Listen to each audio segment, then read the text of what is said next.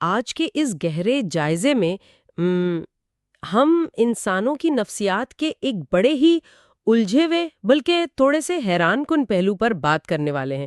مطلب ہوتا یہ ہے کہ بالکل، انسان کی نفسیات ہے ہی اتنی پیچیدہ، ہم اکثر ایسی چیزیں کرتے ہیں جو بظاہر سمجھ نہیں آتے۔ جی بالکل، اور تصور کریں کہ کوئی شخص آپ کو کوئی ایسا مشورہ دے رہا ہو جو سراسر فائدے میں ہو، ایک ایسی بات جو 100% درست ہو اور دلی دل میں پتا بھی ہو کہ ہاں یہ سچ ہے۔ صحیح، لیکن اس کے باوجود ہم مانتے نہیں۔ ہاں، ہم محض اس لیے وہ بات ماننے سے صاف انکار کر دیتے ہیں کیونکہ ہمیں وہ شخص پسند نہیں ہوتا۔ ہماری انا یا اس کے ساتھ کوئی پرانی چپکلش اتنی بڑی دیوار بن جاتی ہے، یعنی سچائی کی کوئی اہمیت ہی نہیں رہتی، بس ہماری انا جیتنی چاہیے۔ اور کمال کی بات یہ ہے کہ ہم دعویٰ تو بڑا کرتے ہیں کہ ہم بڑے منطقی ہیں، باشعور ہیں، لیکن جب معاملہ ذاتی پسند ناپسند کا آ جائے نا تو ہم اپنا ہی نقصان کر بیٹھتے ہیں۔ بالکل ایسا ہی ہے، اور پتہ ہے اس رویے کو اکثر ہم بس ایک عام سی انسانی کمزوری سمجھ کر نظر انداز کر دیتے ہیں۔ تو آج ہم اسی الجھی ہوئی انسانی نفسیات کی تہیں کھولیں گے، اور اس کے لیے جو ماخذ ہم نے چنا ہے وہ کوئی جدید دور کی نفسیات کی کتاب نہیں ہے۔ جی، وہ دراصل ایک تاریخی اور انتہائی بصیرت افروز مقام ہے۔ ہاں، سورت ہود کی 2 آیات ہیں، آیت 99 اور 90، جس میں حضرت شعیب علیہ السلام کا اپنی قوم کو دیا گیا ایک انتباہ ہے۔ اور ہمارا مشن یہ ہے کہ ہم اس گہرے تعلق کو سمجھیں جو اس قدیم تاریخی مکالمے اور ہماری آج کی ذاتی انا کے درمیان ہے۔ اور ساتھ ہی یہ بھی کہ کس طرح یہ ضد ہمیں تباہی کی طرف لے جاتی ہے، اور آخر میں معافی کے بعد ملنے والی کائنات کی سب سے خالص محبت کیا ہے۔ بالکل۔ تو اس نفسیاتی تشخیص کو سمجھنے کے لیے نا میں ایک روزمرہ کی مثال سامنے رکھنا چاہ رہی تھی۔ فرض کریں شدید طوفانی بارش ہو رہی ہے، اچھا۔ ایک انسان سڑک پر کھڑا بھیگ رہا ہے، سردی سے کانپ رہا ہے، اور اچانک ایک دوسرا شخص قریب آتا ہے اور اسے چھتری پیش کرتا ہے۔ صحیح۔ اور وہ چھتری لینے سے انکار کر دیتا ہے۔ ہاں، وہ چھتری لینے سے محض اس لیے انکار کر دیتا ہے کیونکہ چھتری دینے والا اس کا کوئی سیاسی مخالف ہے یا دفتر کا وہ ساتھی ہے جس سے اس کی بنتی نہیں۔ ارے واہ، یہ تو بڑی زبردست مثال ہے۔ مطلب یہاں نقصان بارش کا تو نہیں ہو رہا۔ بالکل، بارش کا کیا جانا ہے، اور نہ ہی اس چھتری کا کچھ جا رہا ہے۔ وہ شخص اپنی انا کی تسکین کے لیے خود کو بیمار ہونے کے خطرے میں ڈال رہا ہے۔ یعنی ضد انسان کو اپنا ہی دشمن بنا دیتی ہے، اور سورت ہود میں حضرت شعیب نے اس کیفیت کے لیے ایک خاص اصطلاح استعمال کی ہے۔ جی، وہ کہتے ہیں کہ تمہاری مجھ سے ضد، مخالفت یا دشمنی کہیں تمہیں کسی بڑے جرم پر نہ اکسا دے، اور جو لفظ استعمال ہوا ہے وہ ہے شقاق۔ بالکل، شقاق، اور یہ لفظ شقاق نہ بذات خود انسانی نفسیات کا ایک مکمل باب ہے۔ تو یہ شقاق آخر ہے کیا جو انسان کو اس حد تک اندھا کر دیتا ہے؟ دیکھیں، عربی زبان میں اس کی جڑ اس تصور سے نکلتی ہے جب کوئی چیز پھٹ کر یا ٹوٹ کر 2 حصوں میں تقسیم ہو جائے، یعنی ایک مکمل دراڑ۔ اچھا، مطلب جیسے کوئی چیز بیچ میں سے کٹ جائے۔ جب انسان شقاق کی کیفیت میں ہوتا ہے تو وہ کسی مسئلے کو حل کرنے یا سچائی کو تلاش کرنے کی کوشش نہیں کر رہا ہوتا۔ وہ تو بس ضد میں آ جاتا ہے۔ بالکل، اس کی پوری ذہنی توانائی صرف اس بات پر لگ جاتی ہے کہ میں ایک طرف ہوں اور میرا مخالف دوسری طرف ہے، اور مجھے ہر قیمت پر بس اس کی بات کو غلط ثابت کرنا ہے، چاہے وہ بات کتنی ہی صحیح کیوں نہ ہو۔ جی۔ حضرت شعیب اپنی قوم کے سامنے دراصل ایک آئینہ رکھ رہے تھے۔ وہ یہ نشاندہی کر رہے تھے کہ مسئلہ یہ نہیں ہے کہ میرے دلائل کمزور ہیں یا تمہیں میری بات سمجھ نہیں آ رہی۔ ہاں، بلکہ مسئلہ یہ ہے کہ تم نے ذہن میں ایک لکیر کھینچ لی ہے، تم نے مجھے اپنے سے کاٹ کر الگ کر دیا ہے۔ اور جب یہ نفسیاتی دراڑ پیدا ہو جاتی ہے نا، تو انسان کا دماغ حقائق کو پروسیس کرنا بند کر دیتا ہے۔ وہ صرف یہ دیکھتا ہے کہ بات کون کر رہا ہے، یہ نہیں دیکھتا کہ بات کیا ہو رہی ہے۔ لیکن یہاں ایک الجھن پیدا ہوتی ہے۔ وہ کیا؟ ہم انسان تو بنیادی طور پر بڑے مفاد پرست سمجھے جاتے ہیں نا، جو ہمیشہ اپنے نفع و نقصان کا حساب رکھتے ہیں۔ تو پھر ایسا کیوں ہوتا ہے کہ شقاق کے کیفیت میں انسان اپنا ہی نقصان کرنے پر تل جاتا ہے؟ یہ بہت اہم سوال ہے۔ کیا کوئی ایسا نفسیاتی میکینزم ہے جو اس کی عقل کو مفلوج کر دیتا ہے؟ ہاں، میں یہی سوچ رہی تھی۔ تو اس نفسیاتی میکینزم کو اگر ہم سمجھیں، جب کسی انسان کی انا کو خطرہ محسوس ہوتا ہے نا، تو دماغ کا وہ حصہ جو منطق اور عقل کو کنٹرول کرتا ہے، وہ ایک طرح سے ہائی جیک ہو جاتا ہے۔ اچھا، یعنی سوچنے سمجھنے کی صلاحیت ہی بند ہو جاتی ہے؟ بالکل، دماغ اسے ایک نظریاتی بحث کے بجائے نا زندگی اور موت کے ایک جسمانی خطرے کے طور پر لینے لگتا ہے۔ مطلب دماغ کو لگتا ہے کہ ہم پر کوئی حملہ ہو رہا ہے؟ جی، شقاق کی حالت میں انسان کو یہ لگنے لگتا ہے کہ اگر میں نے اس شخص کی صحیح بات مان لی تو میں ہار جاؤں گا، میری حیثیت کم ہو جائے گی۔ اور اس ہار کے خوف سے بچنے کے لیے انسان بڑی سے بڑی تباہی کو دعوت دینے کے لیے تیار ہو جاتا ہے۔ ہاں، اور حضرت شعیب کا انتباہ بالکل اسی نقطے پر وار کر رہا ہے کہ یہ ذاتی اناد تمہیں کسی ایسے رد عمل پر مجبور نہ کر دے جو آخر کار تمہاری ہی جڑیں کاٹ دے۔ یہ تو ایک انتہائی خطرناک کیفیت ہے۔ مطلب جب سچ کو مسترد کرنے کا معیار صرف اور صرف انا بن جائے تو اس کا منطقی انجام کیا ہو سکتا ہے؟ انجام بہت بھیانک ہو سکتا ہے۔ اور جب یہ ضد انفرادی سطح سے نکل کر اجتماعی سطح تک آ جائے، یعنی پوری قوم کی نفسیات بن جائے، تو تاریخ میں اس کے کیا نتائج سامنے آئے ہیں؟ اسی لیے تو متن کے اگلے حصے میں ہم دیکھتے ہیں کہ حضرت شعیب اچانک تاریخ کے اوراق پلٹنا شروع کر دیتے ہیں۔ جی، وہ کسی فلسفیانہ بحث میں پڑھنے کے بجائے سیدھا قوم نوح، قوم ہود اور قوم صالح کا حوالہ دیتے ہیں۔ بالکل۔ تو یہاں یہ سوال ذہن میں آتا ہے کہ انہی مخصوص اقوام کی فہرست کیوں گنوائی گئی؟ ان کا ذکر کرنے سے انسان کے اس کھول پر یا اس انا پر کیا چوٹ پڑتی ہے؟ دیکھیں، ان مخصوص اقوام کا ذکر محض کوئی تاریخی داستان سنانا نہیں ہے، بلکہ یہ غرور اور تکبر کے مختلف مظاہر کو توڑنے کا ایک منظم طریقہ ہے۔ اچھا، مطلب ان میں کوئی خاص بات تھی؟ ہاں، جب ہم قوم نوح، ہود اور صالح کی تاریخ پر غور کرتے ہیں نا، تو ان تینوں اقوام میں ایک چیز مشترک تھی، اور وہ تھی طاقت اور اس سے پیدا ہونے والا ناقابل تسخیر ہونے کا وہم۔ وہم کہ ہمیں تو کوئی ہرا نہیں سکتا۔ بالکل، جب کوئی فرد یا معاشرہ مسلسل کامیابیاں دیکھتا ہے تو اسے لگنے لگتا ہے کہ اس کے پاس موجود وسائل، دولت یا طاقت اسے ہر طرح کے انجام سے محفوظ رکھیں گے، جیسے وہ کبھی ناکام ہو ہی نہیں سکتے۔ مثال کے طور پر قوم عاد یعنی حضرت ہود کی قوم اپنی جسمانی طاقت اور بلند و بالا ستونوں والی تعمیرات کے لیے بڑی مشہور تھی۔ ان کا غرور ان کی مادی طاقت پر تھا۔ ہاں، اور پھر قوم سمود کی بھی تو بات ہوتی ہے۔ جی، قوم سمود یعنی حضرت صالح کے قوم نے تو ایک قدم اور آگے بڑھ کر پہاڑوں کو تراش کر قلعے بنا لیے تھے۔ ارے واہ، انہوں نے سوچا ہوگا کہ اگر دنیا میں کوئی بڑی آفت آ بھی گئی تو یہ پہاڑ ہمیں بچا لیں گے۔ بالکل یہی سوچ تھی۔ حضرت شعیب ان کا ذکر کر کے دراصل اس وہم کو توڑ رہے ہیں جس میں ان کی اپنی قوم مبتلا تھی۔ گویا وہ یہ بتا رہے ہیں کہ انسان اپنے گرد کتنی ہی مضبوط دیواریں کیوں نہ کھڑی کر لیں، جب شقاق اور ضد اس کے اندر گھر کر جائیں تو کوئی پہاڑ اسے بچا نہیں سکتا۔ صحیح معنوں میں یہی پیغام ہے۔ جب انسان یہ سمجھتا ہے کہ اس کا معاشی نظام بہت مضبوط ہے، اس کی فوج طاقتور ہے یا اس کے تعلقات بہت وسیع ہیں، تو وہ تنقید یا مخلصانہ مشورے کو خاطر میں ہی نہیں لاتا۔ وہ کہتا ہے کہ تم ہوتے کون ہو مجھے بتانے والے؟ ہاں، اور حضرت شعیب ان قدیم لوگوں کا انجام یاد دلا کر یہ حقیقت آشکار کر رہے ہیں کہ کائنات کا نظام کسی انسان یا قوم کی انا کا پابند نہیں ہے۔ بالکل، قدرت کے اصول تو اٹل ہوتے ہیں۔ جی، جب اخلاقی گراوٹ اور حق کی کھلی مخالفت حد سے گزرتی ہے تو پہاڑوں میں بنے قلعے بھی انسان کو محفوظ نہیں رکھ سکتے۔ یعنی طاقتور ترین اقوام کا ملیہ میٹ ہونا اس بات کا ثبوت ہے کہ ضد کے نتیجے میں آنے والی تباہی مادی دفاع کی محتاج نہیں ہوتی۔ بالکل صحیح کہا آپ نے۔ اچھا، اس تاریخی حوالے کے بعد نا اسی گفتگو کے آخر میں ایک ایسا جملہ آتا ہے جو میرے خیال میں سب سے زیادہ لرزہ خیز ہے۔ کون سا جملہ؟ وہ جملہ ہے، اور قوم لوط تو تم سے کچھ دور نہیں ہے۔ مطلب جب ہم ہزاروں سال پرانی تاریخ پڑھتے ہیں تو ایک لاشعوری فاصلہ سا محسوس ہوتا ہے نا؟ ہاں، لگتا ہے کہ وہ تو بہت پرانی بات ہے۔ لیکن یہ جو دور نہیں کا تصور ہے نا، یہ ایک دم سے خطرے کو انسان کی دہلیز پر لا کر کھڑا کر دیتا ہے۔ تو اس دور نہ ہونے کو ہم کس طرح سمجھیں؟ کیا یہ صرف جغرافیائی بات ہو رہی ہے؟ دیکھیں، اس میں جغرافیائی پہلو تو یقیناً موجود ہے۔ مدین کے لوگ اپنے تجارتی سفروں کے دوران شام کی طرف جاتے ہوئے بحیرہ مردار کے آس پاس ان تباہ شدہ بستیوں کے آثار بہت قریب سے دیکھتے تھے۔ تو مطلب راستے میں وہ سب نظر آتا تھا؟ جی، اور وقت کے اعتبار سے بھی یہ واقعہ ان سے زیادہ پرانا نہیں تھا۔ لیکن اس کا سب سے طاقتور پہلو وہ نفسیاتی اور اخلاقی قربت ہے۔ نفسیاتی قربت؟ وہ کیسے؟ انسان اکثر پرانے عذابوں کی کہانیاں سن کر سوچتا ہے کہ وہ تو پرانے زمانے کے لوگ تھے، ان کے حالات مختلف تھے۔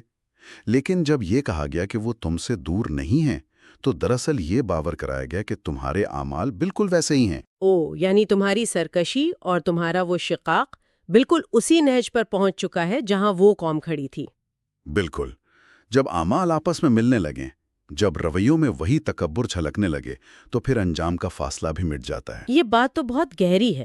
انسان دور کے کسی ستارے کے پھٹنے سے نہیں ڈرتا، لیکن جب اسے پتا چلے کہ آگ اس کے اپنے پڑوسی کے گھر میں لگی ہے اور ہوا کا رخ اسی کی طرف ہے تو وہ قربت حقیقی خوف پیدا کرتی ہے۔ جی، وہ خوف بالکل حقیقی ہوتا ہے۔ یہ واقعی دل دہلا دینے والی کیفیت ہے۔ جب ہم اس سارے منظرنامے کو دیکھتے ہیں تو ایک شدید گھبراہٹ طاری ہوتی ہے۔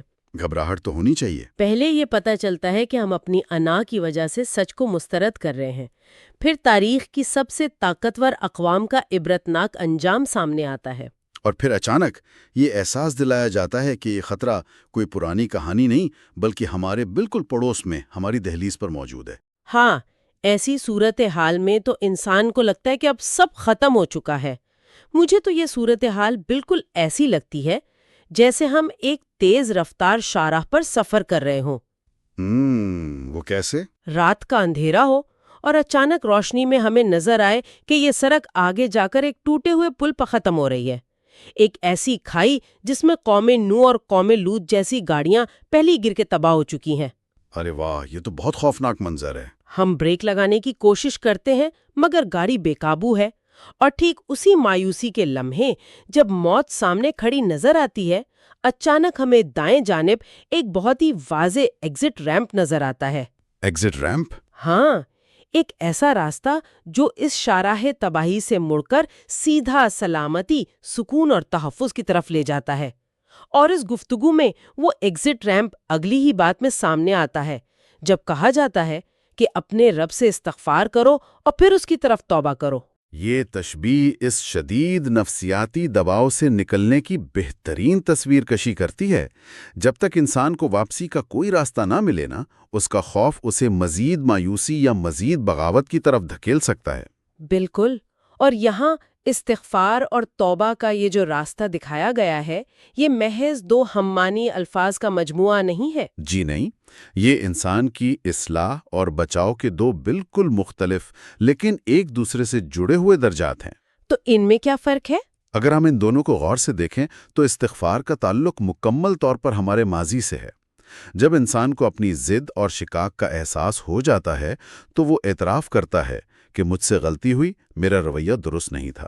یعنی استغفار اس ماضی کے گند کو صاف کرنے اور اس بوجھ کو اپنے کاندھوں سے اتارنے کا عمل ہے۔ بالکل، یہ وہ احساس ندامت ہے جو انسان کو اندر سے پاک کرتا ہے۔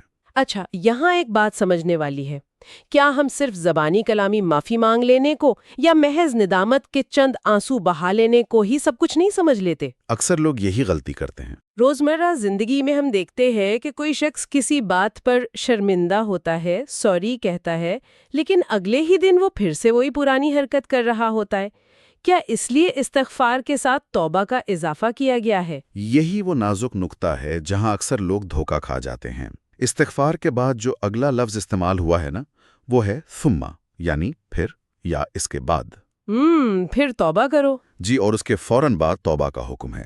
توبہ کا لغوی مطلب ہے پلٹنا یا واپس آنا۔ اچھا، تو استغفار سے آپ نے اپنا ماضی صاف کر لیا، لیکن اگر آپ کا رخ ابھی بھی اسی ٹوٹے ہوئے پل کی طرف ہے تو آپ دوبارہ اسی کھائی کی طرف چل پڑیں گے۔ ہاں، یعنی توبہ وہ شعوری عمل ہے جس کے ذریعے آپ اپنے مستقبل کے لیے سمت تبدیل کرتے ہیں۔ بالکل۔ آپ اپنی گاڑی کا رخ اس تباہی والی سڑک سے موڑ کر ایک نئے راستے پر ڈال دیتے ہیں۔ توبہ ایک ایکشن ہے۔ یہ محض ایک احساس نہیں بلکہ ایک عملی فیصلہ ہے کہ اب میں اس ضد اور انا کے راستے پر دوبارہ قدم نہیں رکھوں گا۔ ہاں، اور اس میں جو لفظ پھر آیا ہے وہ یہ واضح کرتا ہے کہ یہ ایک مکمل 2 قدمی سفر ہے۔ پہلے ماضی سے جان چھڑاؤ اور اس پر معافی مانگو، اور پھر اپنا طرز عمل بدل کر خدا کی طرف، سچائی کی طرف واپس لوٹ آؤ۔ جب تک یہ دونوں قدم مکمل نہیں ہوتے، انسان اس ایگزٹ ریمپ سے کامیابی کے ساتھ نہیں گزر سکتا۔ بالکل صحیح سمجھا آپ نے۔ یہ بات انسان کے اندر موجود تضاد کو کتنی خوبصورتی سے حل کرتی ہے۔ لیکن فرض کریں ایک انسان نے یہ دونوں قدم اٹھا لیے. اچھا. اس سے اپنی ضد پر ندامت بھی ہوئی، اس نے ماضی پر استغفار بھی کیا، اور پھر اس نے ہمت کر کے اپنا راستہ بھی بدل لیا، یعنی توبہ کر لی. اب یہاں ایک اور بہت بڑا نفسیاتی سوال کھڑا ہوتا ہے. وہ کیا؟ ایک انسان جس نے اتنی لمبی نافرمانی کی ہو، جس نے سچائی کے سامنے اتنا غرور دکھایا ہو، اسے یہ یقین کیسے آئے گا کہ کائنات کا خالق اسے معاف کر دے گا؟ یہ واقعی انسان کے لیے ماننا مشکل ہوتا ہے. کیا واقعی اس کی اتنی پرانی ہٹ دھرمی، اس کی وہ ساری شقاق اور بغاوت ایک لمحے میں بھلا دی جائے گی؟ دنیا کا تو یہ اصول ہے کہ کوئی آپ کو معاف بھی کر دے تو وہ پرانی باتوں کا تانا ضرور دیتا ہے. بالکل، دنیا میں تو ایسا ہی ہوتا ہے. اس سوال کا جو جواب ان ماخذ میں ملتا ہے نا، وہ میرے نزدیک اس پورے گہرے جائزے کا سب سے حیران کن اور خوبصورت مقام ہے. یہ گفتگو ختم ہوتی ہے ان دو صفات پر کہ یقیناً میرا رب رحم کرنے والا اور بہت محبت کرنے والا ہے. رحیم اور ودود. جی، اور یہاں ایک مشاہدہ ہے جو میں سامنے رکھنا چاہ رہی تھی. ہم اکثر دنیا کی عدالتوں میں دیکھتے ہیں ایک مجرم جج کے سامنے کھڑا ہے. صحیح. جج کو اس پر رحم آ جاتا ہے، وہ اس کی سزا معاف کر دیتا ہے، اسے جیل بھیجنے کے بجائے رہا کر دیتا ہے. یہ اس کا رحم ہے. بالکل، یہ رحم کی بہترین مثال ہے. لیکن کیا دنیا کا کوئی بھی جج کسی مجرم کو رہا کرنے کے بعد کٹہرے سے اتر کر اسے گلے لگاتا ہے؟ کیا وہ اسے اپنے گھر چائے پر یا کھانے پر بلاتا ہے؟ ارے نہیں، ایسا تو کبھی نہیں ہوتا. ظاہر ہے ایسا نہیں ہوتا. وہ رحم تو کر رہا ہے، لیکن وہ اس مجرم سے محبت نہیں کرتا. تو پھر کائنات کے خالق نے اپنی صفت رحیم کے ساتھ ودود کا لفظ کیوں استعمال کیا؟ یہ ایک ایسا تصور ہے جو انسان کی عقل کو دنگ کر دیتا ہے. خدا نے خود کو صرف معاف کرنے والا یا غفار نہیں کہا، بلکہ رحیم کے ساتھ ودود کہا ہے. اور ودود کا اصل مطلب کیا ہے؟ دیکھیں، عربی زبان میں محبت کے لیے درجنوں مختلف الفاظ ہیں، جیسے حب، عشق، شفقت، لیکن لفظ ودود ان سب سے مختلف ہے. اچھا، اس میں کیا خاص بات ہے؟ اس کی جڑ ود سے ہے، جس کا ایک مطلب میخ یا کھونٹا بھی ہوتا ہے، یعنی ایسی محبت جو انتہائی گہری اور مضبوط ہو، جو اکھڑ نہ سکے. لیکن اس کا سب سے اہم پہلو یہ ہے کہ ودود اس محبت کو کہتے ہیں جس کا عملی اور بھرپور اظہار کیا جائے. یہ وہ محبت نہیں جو صرف دل میں ہو، بلکہ یہ وہ محبت ہے جو گرم جوشی سے گلے لگاتی ہے. سبحان اللہ، یہ تو بہت خوبصورت بات ہے.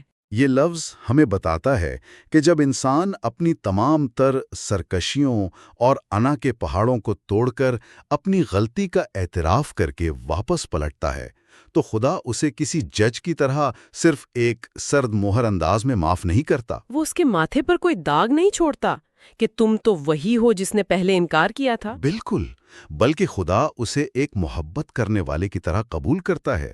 یہ بتاتا ہے کہ توبہ صرف ایک قانونی کارروائی نہیں ہے جس سے آپ کسی عذاب سے بچ گئے، بلکہ یہ اس ٹوٹے ہوئے تعلق کی مکمل بحالی ہے. یہ بات واقعی انسان کو اندر تک ہلا دیتی ہے. ذرا اس پورے سفر پر نظر دوڑائیں. جی، شروع کہاں سے ہوا تھا؟ ہاں، بات شروع کہاں سے ہوئی تھی؟ ایک ایسی قوم کے تذکرے سے جو اپنی ضد میں، اپنے شقاق میں اندھی ہو چکی تھی. وہاں تباہی کا خوف تھا، قوم نوح، ہود اور صالح کے کھنڈرات کی دہشت تھی. ایک ایسا خطرہ جو بالکل سر پر کھڑا تھا. انتباہ کتنا سخت اور جلال سے بھرا ہوا تھا. لیکن جب یہ گفتگو اختتام کو پہنچتی ہے تو وہ کسی عذاب کی وعید پر ختم نہیں ہوتی، وہ کسی غضبناک رویے پر ختم نہیں ہوتی. بالکل، بلکہ وہ اس پوری کائنات کی سب سے خالص، نرم اور گرمجوش محبت یعنی ودود پر آ کے ٹھہرتی ہے. کتنا عجیب تضاد ہے، لیکن کتنی تسلی دینے والی بات ہے. اور یہی وہ مقام ہے جہاں انسان کو سمجھ آتی ہے کہ دین یا روحانیت محض ڈرانے کا نام نہیں ہے. یہ آیات واضح کرتی ہیں کہ خدا کا اصل منشا انسان کو سزا دینا نہیں ہے. تو وہ تاریخی قوموں کا ذکر کیوں تھا؟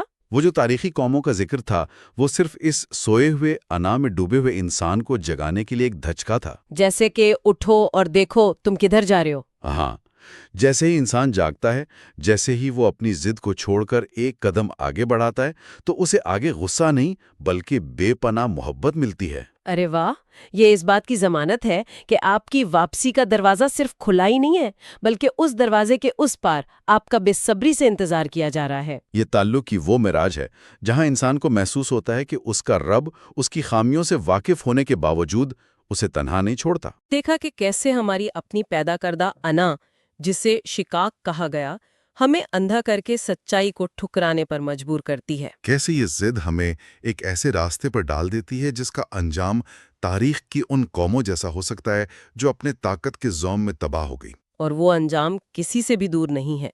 لیکن ہم نے یہ بھی سمجھا کہ کیسے استغفار اور توبہ کا 2 قدمی عمل ہمیں اس تباہی کے راستے سے نکال لاتا ہے۔ اور سب سے بڑھ کر یہ کہ جب ہم واپس لوٹتے ہیں تو ہمارا سامنا کسی روکھے یا تانے دینے والے حاکم سے نہیں بلکہ ایک رحیم اور ودود رب سے ہوتا ہے، جو ہماری پرانی تمام کوتاہیوں پر محبت کی چادر ڈال دیتا ہے۔ اب اس ساری گفتگو کو سمیٹتے ہوئے ایک سوال ہم سب کے لیے ہے جو ہمیں خود اپنے آپ سے پوچھنا چاہیے۔ کیا سوال؟ نہیں جو ہمیں کسی کی مخلصانہ بات ماننے سے روک رہی ہو۔ یہ بہت اہم سوچنے کی بات ہے۔ کیا ہم بھی سچ کو صرف اس لیے رد تو نہیں کر رہے کہ ہمیں وہ شخص پسند نہیں؟ اور اختتام پر ایک اور گہرا نقطہ جس پر ہمیں طویل مدتی غور و فکر کرنا چاہیے۔ جی بتائیے۔ ہم نے دیکھا کہ کائنات کا خالق جس کے اختیار میں سب کچھ ہے، ان لوگوں کو جو اس کی سری نافرمانی کے بعد پلٹتے ہیں انہیں محض قانونی طور پر معاف نہیں کرتا۔ ہاں، بلکہ ان سے ودود والا یعنی گہری اور گرمجوشی والی محبت کا رویہ اختیار کرتا ہے۔ اب ذرا ہم اپنے انسانی رویوں کی طرف دیکھیں۔ جب کوئی ہم سے غلطی کر بیٹھتا ہے، کوئی ہمارا دل دکھاتا ہے اور پھر وہ اپنی انا کو مار کر ہمارے پاس سچے دل سے معافی مانگنے آتا ہے تو ہمارا رویہ کیا ہوتا ہے؟ ہم تو اکثر تانے دینا شروع کر دیتے ہیں۔ بالکل۔ کیا ہم اسے اسی وقت دل سے معاف کر کے محبت سے گلے لگاتے ہیں، یا ہم اسے بار بار اس کی غلطی یاد دلاتے ہیں اور اسے یہ محسوس کراتے ہیں کہ تم نے جو کیا تھا وہ میں کبھی نہیں بھولوں گا؟ ہم اسے کبھی نہیں بھولنے دیتے۔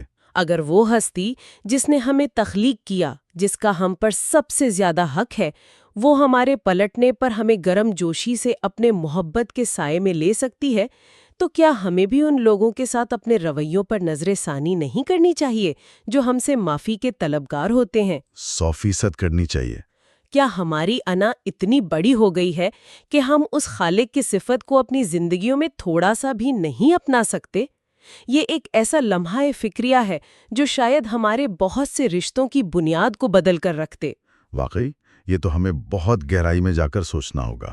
اسی سوچ کے ساتھ آج کے اس گہرے جائزے کو یہیں ختم کرتے ہیں۔ سوچئے گا ضرور۔